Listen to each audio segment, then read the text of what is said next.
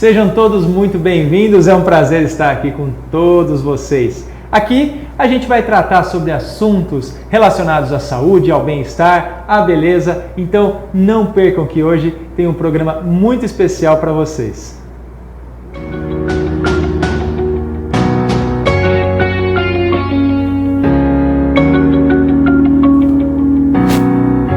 Para a gente começar hoje o nosso Papo Saúde, eu escolhi uma frase muito bacana. Uma frase que foi dita pelo ator Will Smith, mas que ficou imortalizada no filme chamado Clube da Luta. Inclusive, quem não assistiu, filmaço, pessoal, vale a pena dar uma pesquisada.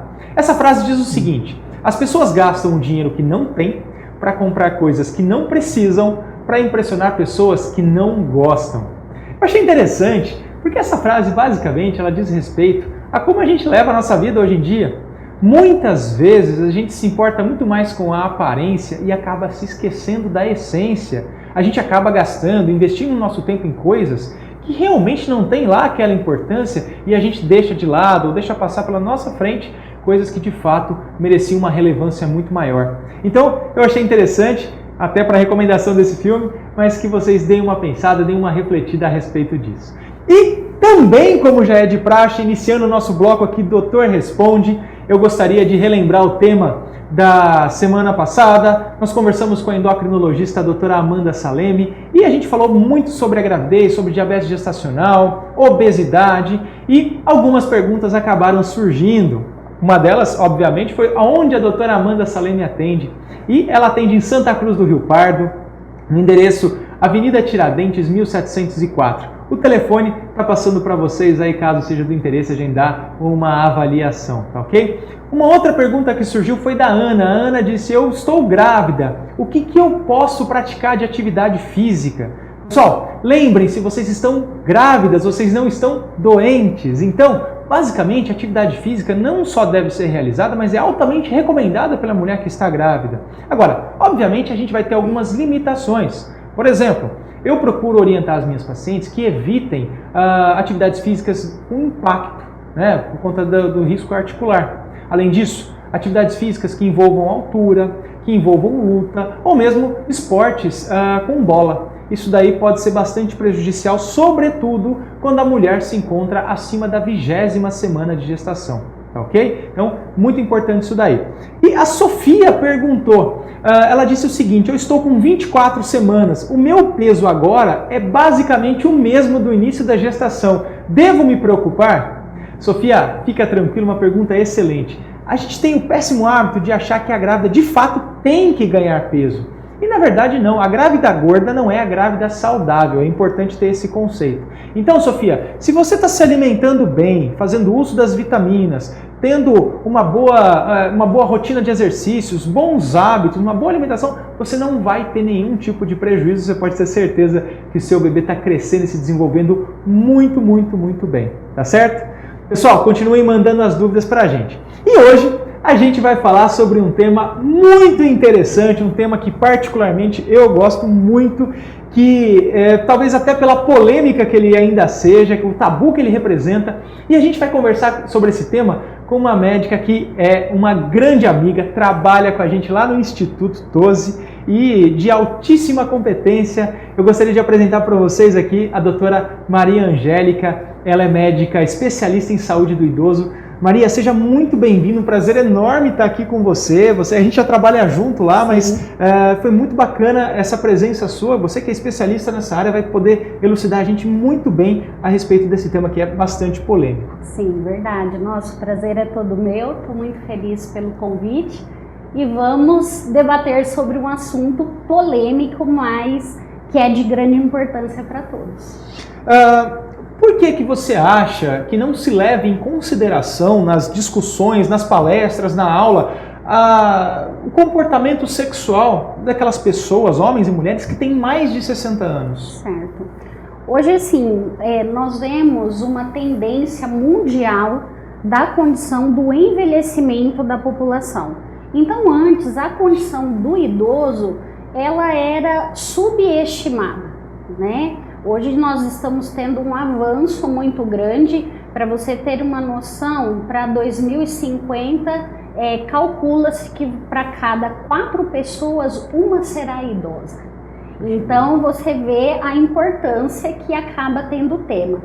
E o que está acontecendo? As pessoas estão envelhecendo e todo mundo acaba desconsiderando que ela é uma pessoa normal. E isso inclui a condição de ter uma vida sexual ativa. Então, existe sim vida sexual após os 60, com certeza. Muito legal. As pessoas estão vivendo cada vez mais e cada vez melhor. Exatamente. Então, existe ainda esse preconceito. Você acha que, na sua opinião, qual a relevância desse preconceito? Ele existe de fato? Na realidade, acaba existindo. Porque o que acontece? As pessoas, elas acabam desconsiderando, por exemplo, que o idoso ele tem uma vida sexual ativa. O que acontece nessa condição? Acaba sendo desmerecido a doença. Então, doenças sexualmente transmissíveis acometem esses idosos atualmente, que a gente vai conversar e tal. Então, na realidade, o preconceito ele acaba gerando uma ignorância. As pessoas elas não debatem sobre o assunto e fica subjugado. É onde que erros acontecem, problemas surgem e por aí vai. Você comentou a respeito de como a gente encara isso, né? É uma coisa que antigamente não se falava. Você ensinar um idoso a colocar preservativo, por Sim. exemplo, e cada vez mais a gente percebe isso.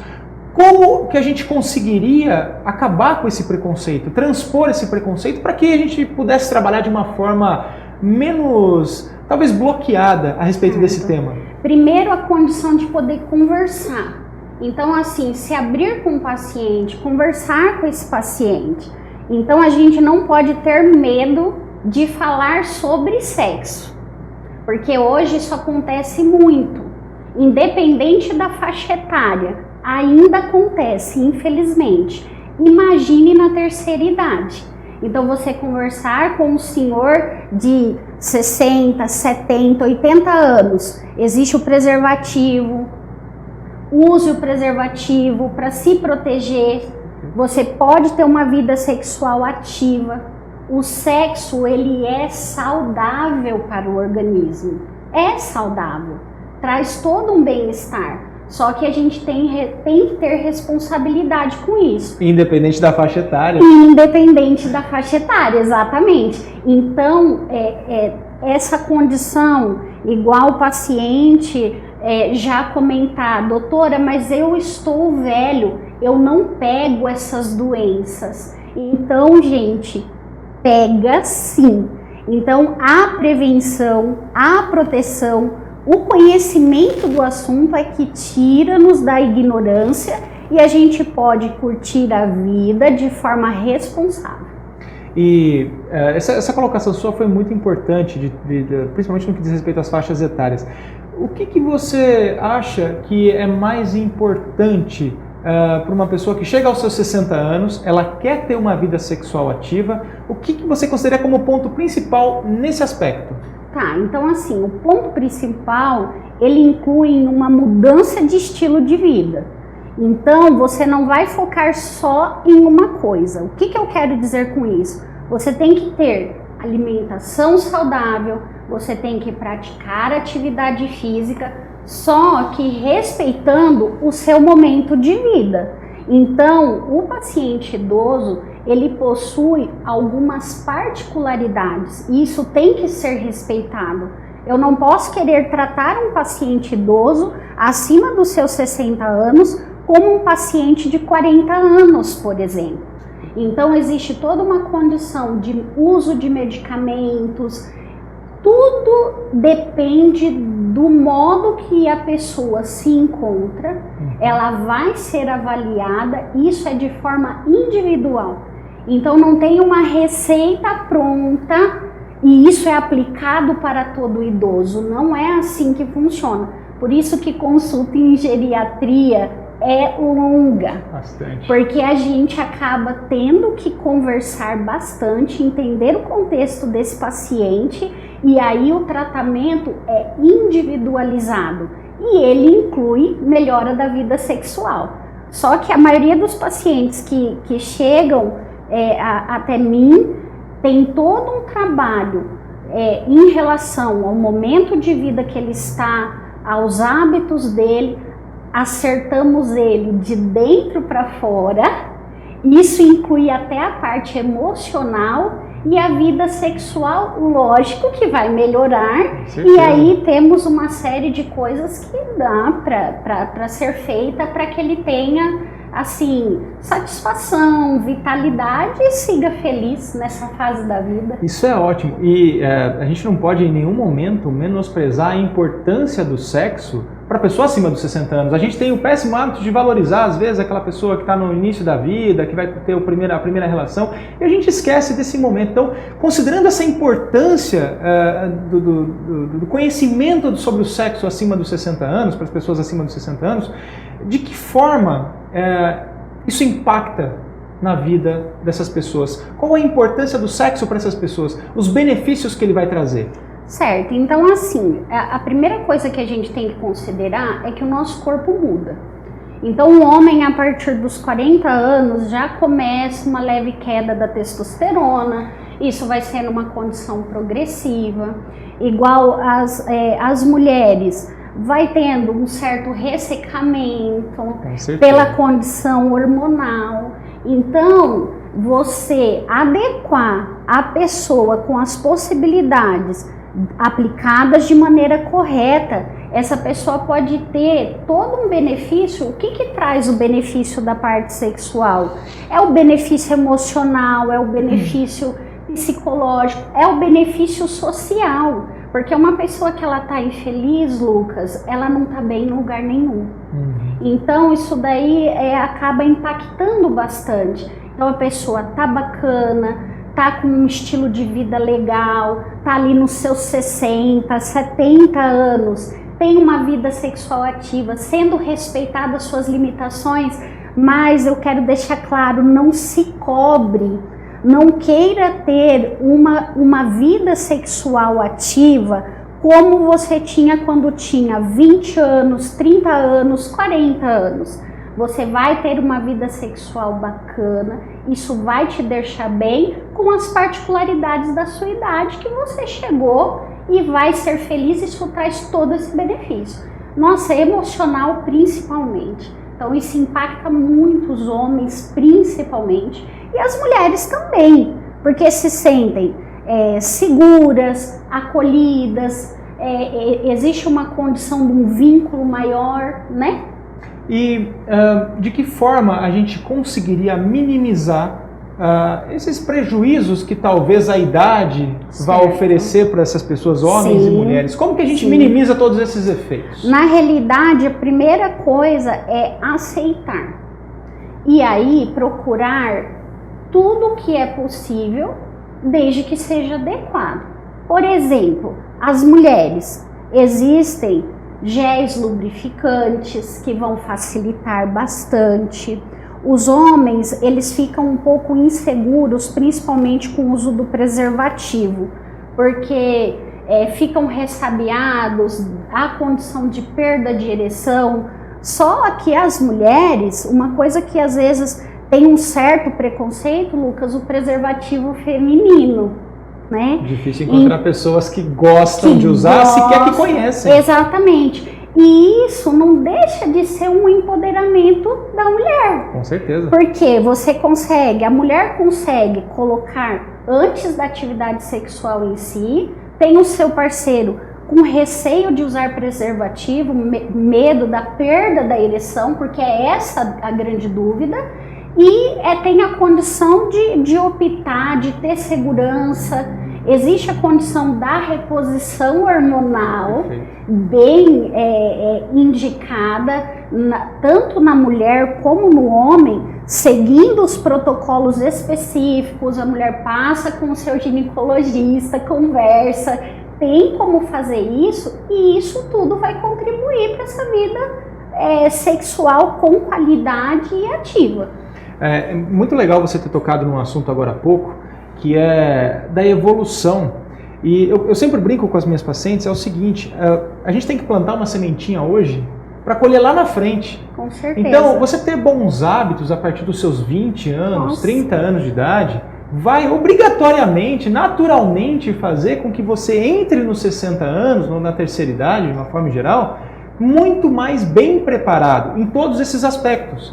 Então, uma pessoa que pratica uma atividade física, que tem bons hábitos de uma forma geral, evita a bebida alcoólica, evita o tabagismo, ela vai chegar lá na frente com uma condição de saúde muito melhor.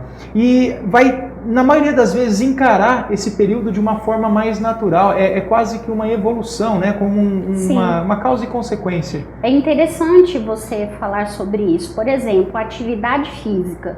Hoje, se um paciente na faixa dos 60 perguntar para mim qual que é a melhor atividade física para você que está acima dos 60, né?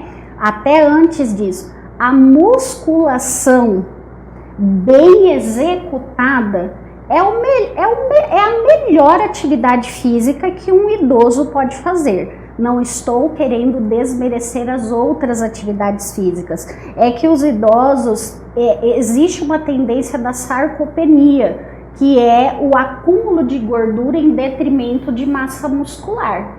E isso implica muito na condição, por exemplo, da osteoporose, acelera. Então, o idoso que pratica uma musculação está trazendo um benefício maravilhoso. Só que a lição tem que começar desde cedo, como você disse. Não adianta Não adianta do dia para noite querer colocar leg e ir lá com os meus 70 anos achando que levantar peso vai me fortalecer do dia para noite. Eu vou estar evitando tudo que eu preciso evitar. Então, hábito de vida, isso tem que ser hábito. Tem que começar cedo, porque aí todo mundo ganha saúde e vai envelhecer com qualidade de vida. Esse que é o mais importante. Perfeito.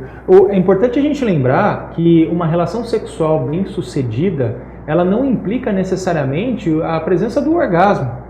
O orgasmo é quase que um bônus, vamos dizer assim, né, Maria? Sim, eu acho verdade. que é importante a gente ressaltar que a união ali, de repente, ela vai ter um valor muito mais fundamental, muito mais importante, muito mais essencial do que o ato sexual em si. Então, você está com aquela pessoa há vários anos, ou você está conhecendo uma pessoa agora, depois dos seus 60 anos, você vai valorizar outros pontos que não o ato sexual em si. Sim. E, obviamente, a gente lembra que isso, de uma forma geral, traz benefícios. Poxa, a pessoa que tem uma relação sexual saudável, um relacionamento saudável, ela sente um bem-estar melhor, ela tem uma melhor qualidade de sono, tem melhoras no que diz respeito à qualidade do cabelo, à qualidade da pele, menos chance de infarto, AVC. Com certeza. Tudo isso. Então a gente percebe o quanto que o sexo ele é importante, mas não só o ato sexual, o relacionamento, talvez, depois dos 60 anos, ganha uma importância fundamental. Sim, na realidade, é o que você bem disse.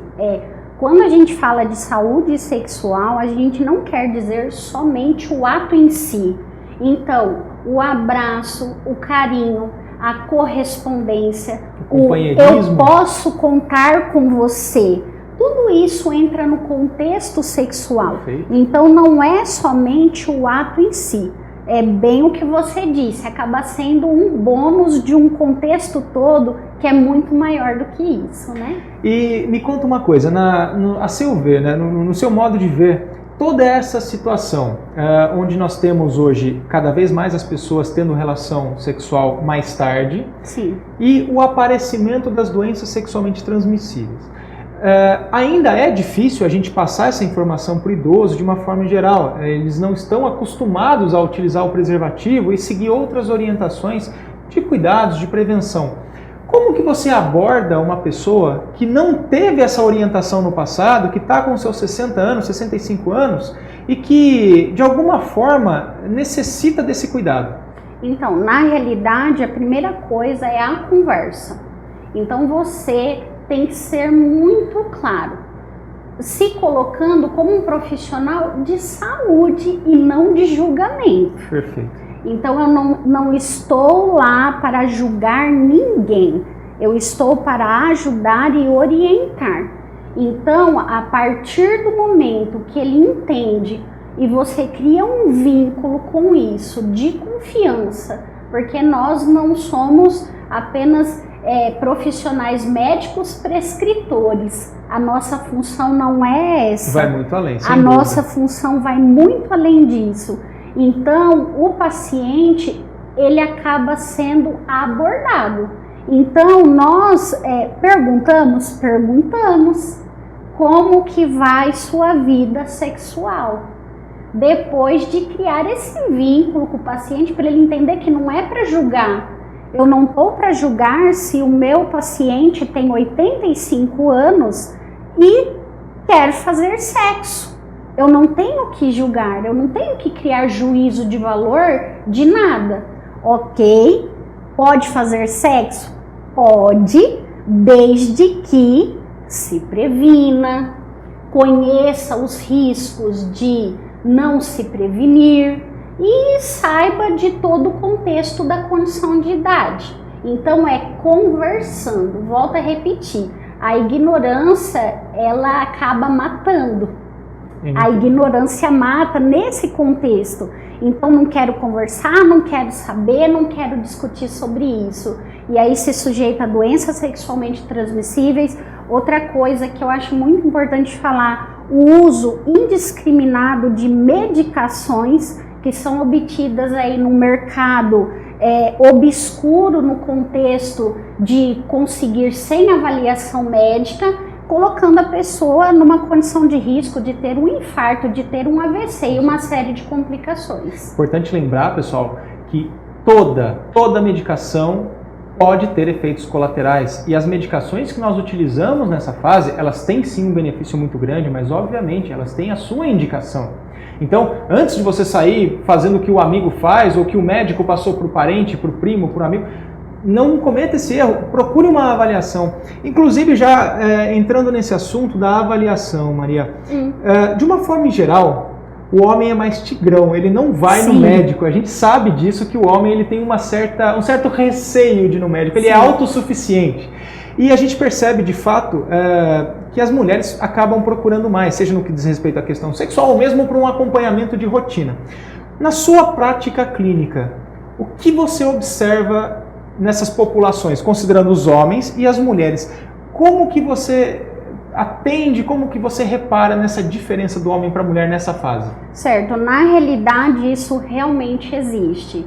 Então o homem, ele se coloca muito como o provedor. Então eu não posso ficar doente, eu não posso esmorecer, não, isso não acontece comigo, eu trabalho, eu tenho que cuidar da casa e fazer uma série de questões. Então, na realidade, isso mudou, não é assim. Na minha prática, o que eu percebo? Infelizmente, as mulheres têm mais um aspecto preventivo que é maravilhoso, procuram muito mais na condição de prevenção. O homem, a maioria das vezes, infelizmente, procura quando já está com uma manifestação clínica. E às vezes isso pode pegar a gente de calças curtas. Perfeito. E infelizmente a medicina ela não é perfeita. Nós com nossos pacientes conseguimos ir até certo ponto. Dependendo que o acomete, a gente mesmo tentando fazer alguma coisa não consegue mais. Então, procurar antes para se prevenir é o fundamental. No manejo em si, não existe uma diferença significativa entre o homem e a mulher, a não ser em alguns exames, lógico, que são específicos para homens para mulheres outros, mas é levado do mesmo jeito. Então, a dica que eu tenho para dar é prevenção. Vocês não podem nos procurar somente quando estão com manifestação clínica. A hora que a casa caiu, que o pessoal vai atrás. A hora que a casa caiu, vai atrás. Infelizmente, às vezes a gente, por mais que se empenhe, por mais que tenham técnicas, por mais que tenham medicamentos, tem situações que fogem ao nosso controle e a gente, infelizmente, não tem mais o que fazer. Muito legal. E um assunto que eu particularmente gosto de comentar quando eu atendo pacientes homens, né, do sexo masculino, que é a andropausa. A gente conhece muito bem a menopausa, ela já é muito bem trabalhada, é o final, representa o final do período fértil da mulher, né, da vida reprodutiva. Ela diminui drasticamente a quantidade de estrogênio que o ovário produz e ela vai ter os sintomas, né? Eu costumo brincar que as mulheres nessa faixa etária, elas pegam fogo, né? Porque realmente o fogacho, o calorão é de fato um dos principais sintomas. Mas no homem isso também acontece, só que de uma forma talvez menos intensa. Como que você vê isso e como você considera a questão da andropausa, se é que nós podemos falar andropausa? Certo, sim, podemos usar esse termo sim. Então, na realidade, basicamente é a queda da testosterona. Então, isso, a partir dos 40 anos, já começa a surgir. Existem homens que apresentam sintomas muito similares aos das mulheres. Então já surgiu homem que sente, fala, doutora, nossa, me dá um calor e fica com a face avermelhada, acontece. Só que acaba sendo de uma forma assim, menos comum. E aí, quando a gente pensa em reposição hormonal na condição masculina, ela traz qualidade de vida? Traz. Só que tem que ter uma indicação bem precisa. Porque aí a gente se depara, por exemplo, um paciente que está com uma queda de testosterona e ele quer fazer uma reposição hormonal, porque isso ganha qualidade? Lógico que ganha. Da mesma forma que o hormônio faz falta para nós mulheres, vai fazer para vocês homens, não é exclusividade nossa não. Mas o que acontece? E se ele tiver uma hiperplasia prostática? Como proceder com essa reposição com testosterona? Então, isso tem que ser muito debatido, discutido. Existe assim uma cooperação entre as especialidades, a urologia junto com a geriatria. A gente vai conversando, vendo o que é possível fazer para que traga benefício, mas eu também não posso introduzir uma coisa que, quando eu for pesar, o malefício que aquilo pode me trazer é muito maior do que o benefício. Todas as medicações têm os seus efeitos colaterais. Sim, né? Mais uma vez, lembrando o que a gente comentou agora há pouco. Às vezes a pessoa se baseia no tratamento de um parente, de um amigo, de um primo, enfim, e para ela, de repente, não era o mais indicado. E existem vários tratamentos não medicamentosos. Verdade. E eu queria tocar nesse assunto. Hoje, cada vez mais a terapia cresce, as medicinas alternativas, Sim. vou colocar entre aspas, porque eu particularmente gosto bastante dessas terapias alternativas, Sim. a acupuntura, a microfisioterapia e assim por diante. As terapias, de uma forma em geral, elas são recomendadas? Como que você aborda esse tema com os seus pacientes? São recomendadas. Isso é um ponto que você tocou de extrema importância, porque muitas vezes o paciente acha que ele vai chegar e nós vamos introduzir um medicamento ou indicar um injetável e ele vai melhorar 100% da noite para o dia. E não é assim que funciona. Então existem aspectos emocionais que podem estar influenciando. Então hoje o nosso trabalho ele tem que ser baseado na cooperação. Então nós médicos atuando dentro, lógico, da nossa especialidade, mas o paciente ele se beneficia sim. Nós temos que quebrar esse preconceito de que eu vou fazer terapia com psicólogo, mas eu vou chegar lá, eu só vou ficar conversando. Muita gente responde isso. Nossa, pessoal, tem todo um trabalho envolvido em cima disso, que é muito importante. A condição da fisioterapia, a microfisioterapia, que é uma condição mais recente, podemos dizer assim, muito bacana, a acupuntura. Podemos associar tudo. O que nós temos que ter é discernimento, porque nem tudo que reluz é ouro, né? Para não ficar achando que eu vou fazer tal coisa, isso vai fazer um milagre em mim. Então não é bem assim, até rimou, né? Então na realidade existe o benefício, existe, Lucas. Mas tudo muito bem indicado e volto a dizer, individualizado.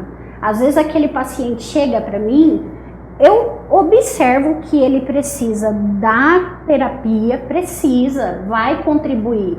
Às vezes tem um que não é, só que ele vai se beneficiar da acupuntura, porque ele gosta, porque traz para ele um conforto aquilo, e porque é uma alternativa que vem a complementar, que é muito bacana e tem os seus benefícios. Tem toda uma bagagem envolvida, não a Sim. terapia em si, mas tudo que vem associado a ela. Exatamente, a troca de conversa, de experiência e de um profissional, por exemplo, o terapeuta. Você conversar com uma pessoa, um conhecido, um parente, é diferente de você conversar com um terapeuta. Ele está ali, ele não vai fazer juízo de valor, ele vai te ouvir e vai, por meio de técnicas que a pessoa nem percebe, fazer com que ela trabalhe o seu interior, exponha aquilo que afere e traga benefício nesse contexto, sem sair falando para ninguém, um profissional que está ali para te ajudar, não para te julgar. E Maria, agora para a gente finalizar, alguma orientação final, alguma dica final, o que você tem para dizer para a gente? Olha, gente, o que eu tenho para dizer para vocês é que, assim, sejam felizes.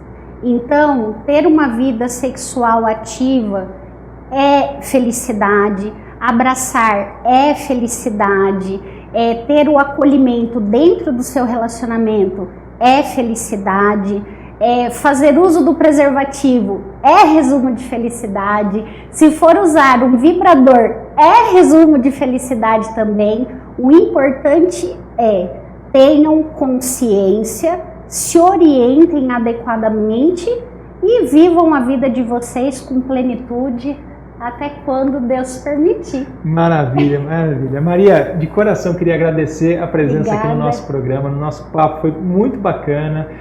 Eu acho que a gente trabalhou uma parte muito importante da vida da pessoa e é muito legal ter profissionais como você que trabalham desse assunto de uma forma bem natural, bem tranquila, e é assim que deve ser. Então, de coração, muito obrigado pela sua participação aqui. Venha muito mais vezes para a gente bater papo sobre vários outros assuntos. Muito obrigada, adorei o convite.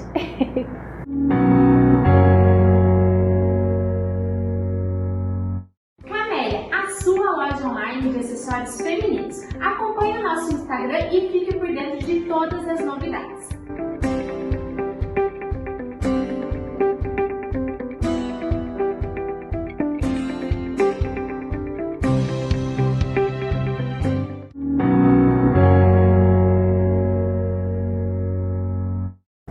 E depois desse bate-papo gostoso com a doutora Maria Angélica, eu trouxe para vocês a curiosidade do programa.